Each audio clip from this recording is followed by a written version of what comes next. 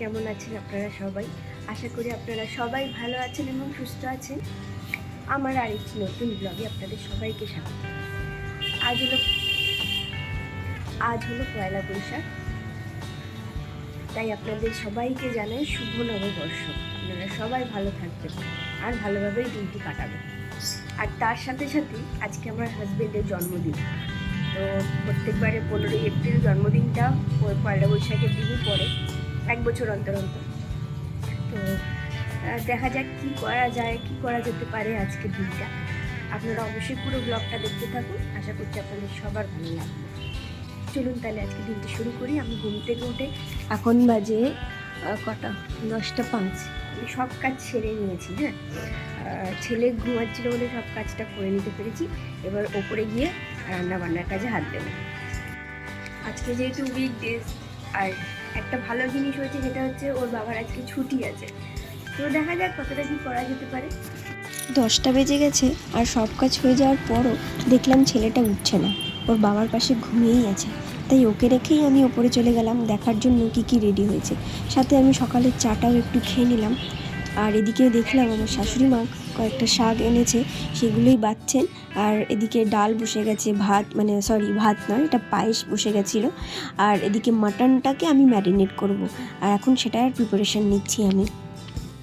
সেদিন মাটনের সাথে সাথে চিকেনও আনা হয়েছিল, কেন কি আমার শ্বশুরমশাই তিনি মাটন খান না, তাই অল্প করে ওনার জন্য চিকেন আনা হয়েছিল। সকালবেলা ঘুম থেকে ওঠে কান্নাকাটি শুরু করে দিয়েছে। আমি ওপরে ছিলাম, বলছে সকালে ঘুম থেকে ওঠে নাকি টিভি দেখবে। সেটা কি সম্ভব? আজকে সবাইকে বলে দাও, বলে শুভ এখন কিচ্ছু বলবে না, সবে ঘুম থেকে উঠেছে। চলো পাপা ব্রাশ করে নাও, চলো চলো ব্রাশ করে নাও। আমার পাপার ব্রাশ, এই দেখুন, সত্যি একটা ব্রাশ কিনে দিয়েছি। তাহলে আমি করব মাম্মা করবে?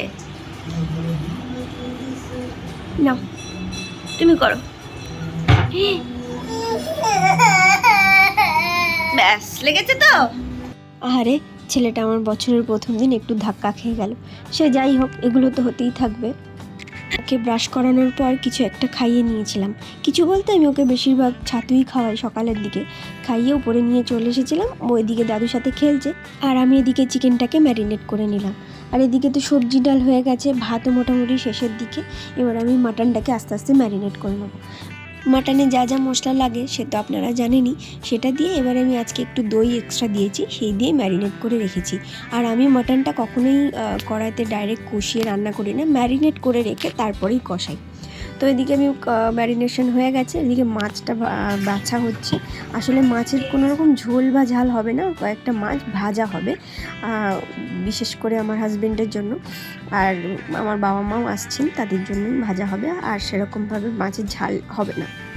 আর এদিকে আমি কয়েকটা জামা কাপড় সকালে ধুয়ে রেখেছিলাম, সেটাই ব্যালকনিতে মেলে দিচ্ছি। আজকে আর ছাদে যাবো না, আজকে প্রচণ্ড রোদ, তাই ব্যালকনিতেই যতটা হয় ততটাই মেলে দিলাম। এদিকে তো আলু ভাজা বসে গেছে, 5 রকমের ভাজা হবেই। তো প্রথমে আলুটাকে ভেজে নেওয়া হচ্ছে। আলুটা ভাজা হয়ে গেলে পটল ভাজা হবে, আর এদিকে মাংসের আলুগুলো ভাজা হচ্ছে। এখানে চিকেনের আর মাটনের আলুটা একসাথেই ভেজে নেওয়া হচ্ছে। পাশে আরও একটা কড়াই চেপে গেছে, সেখানে হবে মাটন। আমি সবার প্রথমে ফোড়ন দিয়ে দিলাম গোটা গরম মশলা। এবার আমি কিছুটা পেঁয়াজ দিয়ে কিছুটা ভেজে নেব, তারপরে ম্যারিনেট করা মাটনটা এর মধ্যে আমি দেব। পেঁয়াজটা কড়াই দেওয়ার পর কিছুটা ভাজা ভাজা হয়ে গেছে, এবার আমি আস্তে আস্তে মাটনটা অ্যাড করছি। মাটনটা দেওয়ার পর কিছুক্ষণ ভালো করে কষিয়ে নিয়ে তারপরে ওটাকে প্রেসারে তুলে দেবো। ভেন্ডি ভাজা চলছে, আর এই যে মাটনটা বসিয়ে দিয়েছি, সব মশলা টশলা মাখিয়ে রেখেছিলাম, সব দিয়ে বসিয়ে দিয়েছি। ভেন্ডিটা ভাজা হয়ে গেলে আমি কিছু খাবো, খিদে পেয়ে গেছে।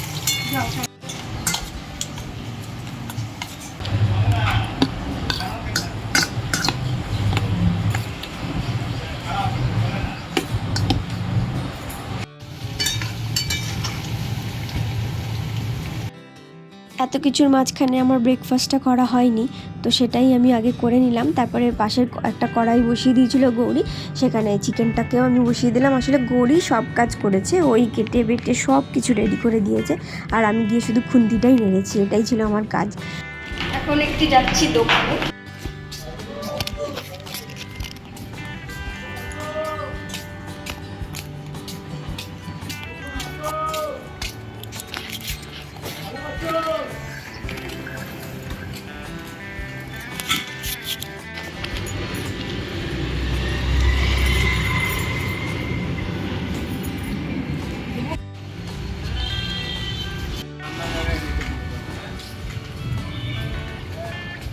ছেলের জন্য লেবুর রস বানিয়ে নিয়েছি, এবার ওকে খাওয়াবো।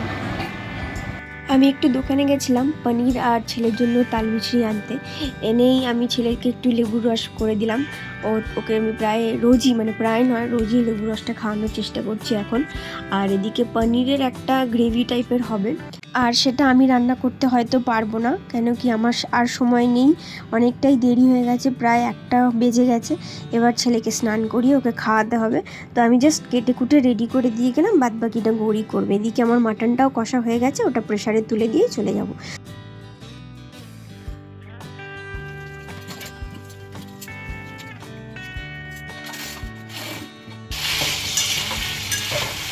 Chicken almost done, mutton pressure কুকারে চেপে গেছে, একটা সিটি বড় ব্যাস নামিয়ে দেবো।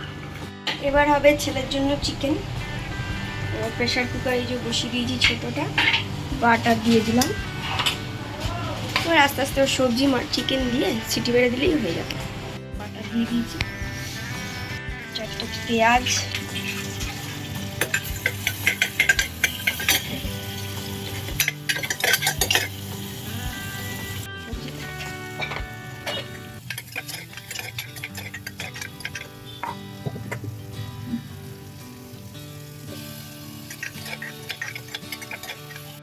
ছেলের জন্য চিকেনটা উপরে বসিয়ে দিয়ে এসেছি প্রেসার কুকারে, আর এদিকে ছেলেকে নিয়ে চলে এসেছি, ওকে এখন স্নান করাবো।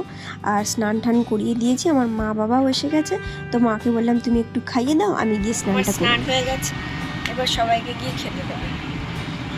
চলুন আজকে কি কি রান্না হয়েছে আপনাদেরকে দেখিয়ে দিই। এই হচ্ছে মাটন,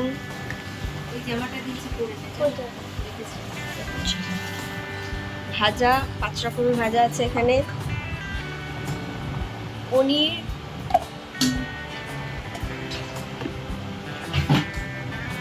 চিকেন,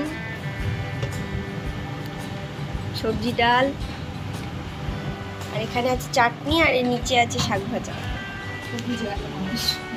আর এইটা হচ্ছে পায়েস। এখন থালা সাজানো হচ্ছে, ছেলের থালা সাজাচ্ছে ছেলের মা।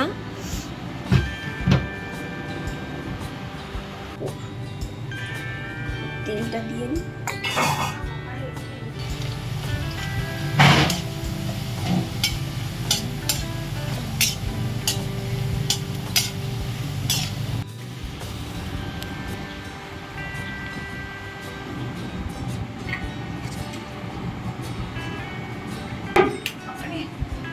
টিভি চলছে, টিভি না ওদিক দিয়ে চালাও তো টিভিটা। বাবারে ব্যাস এদিকে সব রেডি হয়ে গেছে, আর আমার হাজব্যান্ডও বসে পড়েছে খাওয়ার জন্য।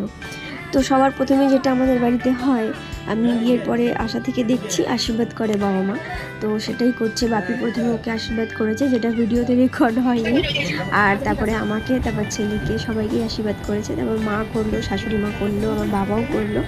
তারপরে আমার ভাই একটা কেক এনেছিল, সেটাই আমরা সবাই মিলে কাটলাম বলতে ওর বাবা কেকটা কাটলো আর কি।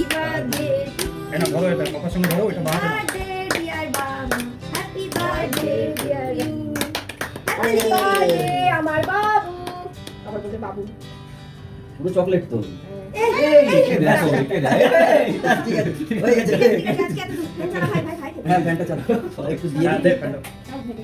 অল্প অল্প পুরো জিভ বার করে খেতে হবে নাকি?